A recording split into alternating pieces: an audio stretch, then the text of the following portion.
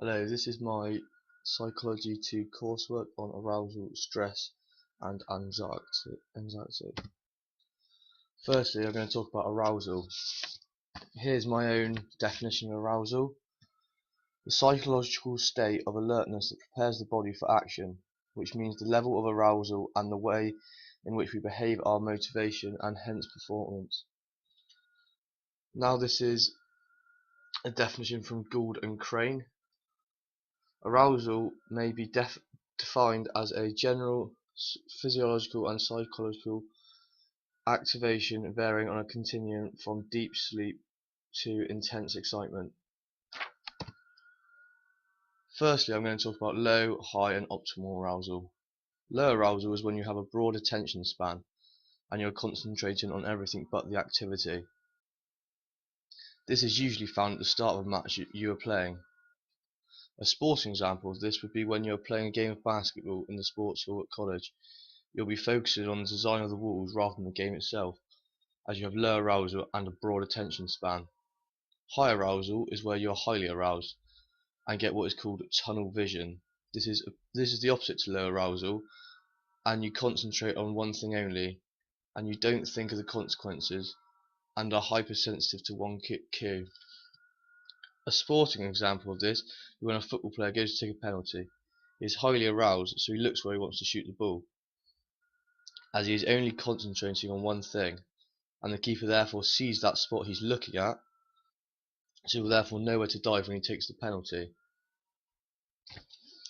Finally, optimal arousal is where you have an optimal attention span, which therefore means you will only concentrate on the important stuff in the game you're in. So I'll explain some theories that argue that this is where you're at your highest performance. A sporting example of this would be before you have a shot in football, you would look at where the keeper is standing before you shoot, where the best place to shoot in the goal would be, and therefore you would score as you would assess where the keeper is, how far out you are, so how much power you need to put on the ball, and therefore you have more chance of scoring. Now I'm going to talk about certain theories that are linked with arousal. Firstly, there is the Hole's drive theory. This states that as arousal increases, so does performance. A sporting example of this would be in football. A player may get highly aroused when playing at a World Cup or European Championship. Your arousal would be high as you are playing at the highest level that sport provides. The theory also suggests that elite athletes have trained themselves to ensure their dominant response will be good, and that non-athletes' dominant response will naturally be as poor or not as good as an elite athlete as they have trained. A sporting example of this would be an elite athlete would have trained themselves to play better the higher stage they play. So for example in football, an athlete would be more mentally prepared to score a penalty in the World Cup final rather than a non-elite athlete. Now there is the inverted U theory. This theory supports that you can get over aroused in sport, and your best and maximum performance was when you'll be optimally aroused, like earlier said. Rather than under aroused or over aroused, it states that all optimal performance is perfect, rather than being over aroused too high. So if you were highly aroused, this theory is showing that this is too high and your performance will therefore differ. It's showing that there are different degrees of arousal, under or over, and that different people can be affected in different ways depending on the task they are faced with. When under aroused, there are neither physiological nor psychological ready, e.g. heart rate and concentration levels may be low. A sporting example of this would be in rugby. When you're optimal aroused, you will play your best, and when lowly aroused, you won't be motivated enough, and you will not be concentrated enough for the best level of your performance. But when you are over aroused, you may make silly mistakes as you are too motivated and will not think about the consequences. So you may make fouls such as high tackle, or even get so aroused that if there's a fight on the pitch, you don't think about the consequences, aka a red card, and you may punch someone or hurt someone. And also that same with the bad tackle, if you're too highly aroused, you may feel as if you have tunnel vision and the only focus is that tackle and you don't think about the consequences, and it might become a bad tackle. as you lose your sense of concentration. Now we're going to talk about different sports which have different arousal levels. This next graph, and still staying on the topic of an inverted U graph, with different sports, there's different graphs, like I just said. This means that there are different times where an athlete will begin their optimal arousal in the sport they play in. A sporting example of this would be in darts. Your optimal arousal would be low. On the graph shown here, it's golf, but they're both similar sports that are mainly needed for concentration rather than being highly aroused. This is because you have to concentrate fully on the first throw. In golf would be the shot. So this takes time for you to get your optimal arousal would be shorter than if you're a football player, or in this graph shown, a weightlifter, as a weightlifter doesn't need a lot of concentration but needs to be highly aroused to be good at his trade. Most skills generally need an above average level of arousal. Gross skills are performed best when high aroused, and fine skills are performed best with low arousal. That would be golf and darts. Gross skills would be weightlifting, motor skills would be football. Now this is a novice versus elite. This graph is the novice versus elite graph, where it shows the different levels of arousal they both have, and how elite athletes have a higher optimal arousal linked to levels of performance rather than non-athletes. As I said earlier, elite athletes have been trained to make their optimal arousal good, and non-elite athletes may not have this. So when at their optimal arousal, they could go to pieces and not be able to cope. As a coach, they need to know the performer and the situational effort. A sporting example of this would be an elite athlete has high arousal, for example when taking a penalty in a World Cup final. He would have been trained to score and would have more chance of scoring the penalty. When a non-athlete was in this situation of taking a penalty, they would have more chance of missing it. As some phrase, it would be called they choke, and therefore have more chance of missing the penalty. A choke is when you get so highly aroused that you just don't you mess up the shot. For example, like that example for a penalty, you go to take a penalty, you choke, you miss it, like I'm doing now. Now we're on to the catastrophe theory. This suggests that performance is affected by arousal in an inverted U fashion when the individual has low levels of cognitive anxiety. If the athlete is experiencing higher levels of cognitive anxiety and arousal levels increase up to the athlete's threshold, the players experience a dramatic drop in performance. The key difference between catastrophe theory and the inverted U hypnosis is that the drop in performance does not have to be a steady decline when arousal levels become too high. Catastrophe theory does not argue that cognitive anxiety is completely negative. The theory suggests you will perform at a higher level if you have a certain degree of cognitive anxiety, because your attention and concentration levels increase.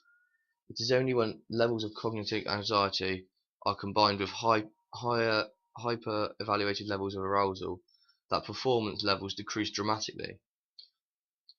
Point A is cognitive anxiety and physiological arousal are high, causing a catastrophe effect.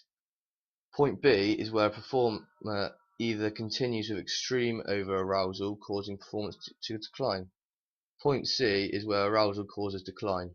And finally, point D is where a performer gets to grip with the problem and arousal levels return to optimal levels. A sporting example of the catastrophe theory would be in a 100-meter sprint race. Usain Bolt would know that Johan Blake next to him, he needs to beat him in order to win the race, and he needs to run faster than him. Like I just used, he may choke here, which again is too overly aroused, and maybe get 2 full starts in the race and be disqualified as he's choked. Now we're on to stress. Here's 2 definitions of stress, one my own and one referred. Stress is the process where an individual perceives a threat and responds with a series of psychological and physiological changes. We perceive the demands, threats or fears outweigh the perceived capabilities or benefits. Here's a Laros and Folkman define stress as a pattern of negative physiological states and psychological responses occurring in situations where people may perceive threats to be their well-being which they may be unable to meet. Firstly, I'm going to talk about eustress. Eustress is a good form of stress that can give you a feeling of fulfillment. This stress lets you achieve your goal with good stress, as you will be motivated. An example of this may be a striker who wants to score 20 goals a season in football, and eustress will help him achieve that goal. Eustress can increase skill level and focus attention to specific aspects of a sport, as some athletes actively seek out stressful situations as they like the challenge of pushing themselves to the limit. The benefit is this helps increase intrinsic motivation. Now de-stress. De-stress is a bad form of stress, and is what people usually mean when they start talking about stress in a negative manner. It is a form of anxiety, nervousness, appreciation or worry as a result of a perceived inability to meet demands in relation to performance. Here's the 4 stages of stress. At stage 1 of the stress process, some form of demand is placed on the athlete in a particular situation. A sporting example, this would be the last player to take a penalty shootout and win the World Cup. At stage 2, the athlete perceives this demand either positively or negatively. It is at this stage that we start to understand how the negative perception of the demand can cause a negative mental state, a lack of self-confidence and a lack of concentration. Stage 3 increases the arousal levels of the performer, and during this stage the athlete will experience heightened arousal, high levels of cognitive and somatic anxiety, and changes in their attention and concentration levels. Stage 4 determines the outcome of the performance, either increased performance or reduced performance. Now I'm going to talk about the cause of stress. There are a number of individualized causes of stress. It can either come from internal causes of stress or external causes of stress. Firstly, I'll talk about some of the internal causes of stress. These come from outside the body, things such as past memories and experiences, current injuries, past injuries, and our own feelings of self-worth. Also, post-traumatic stress is internal stress. One sporting example of internal stress would be Eduardo, a player who played for Arsenal football team, horrifically broke his leg in a game. This may cause him internal stress when he returns to playing again, as he would be worried about breaking his leg again. Now I'm going to talk about external stress, which are things in surroundings and environment. These are things such as competition, opponents, the crowd, the weather, daily hassles, and major life events. A sporting example of daily hassles may be an athlete's training schedule, or having to travel to and from games on the other side of the country. Personal factors. Another cause of stress may be personal factors, which are things such as friends, families, partners, and lifestyle factors such as money. A sporting example of this would be when John Terry cheated on his wife with Wayne Bridge girlfriend. His performance dipped these personal factors, and he also fell out with his teammate. Occupations. Your occupation may also be a cause of stress, your job, such as job satisfaction or unemployment. A sporting example of this may be if a rugby player is playing for a French team, here shown Danny Cipriani. He may be homesick and not satisfied with a job as he is homesick. Danny Cipriani struggled in France and therefore lost his place in the England side. Relationships. Finally, a cause of stress may be to do with the sport, which can include relationships with teammates and coaches/managers. For instance, disagreements with the staff about tactics or how he is treating you. A sporting example of this would be David Beckham and Alex Ferguson falling out at Man United, and David Beckham eventually left the club because of this. Now the sympathetic nervous system.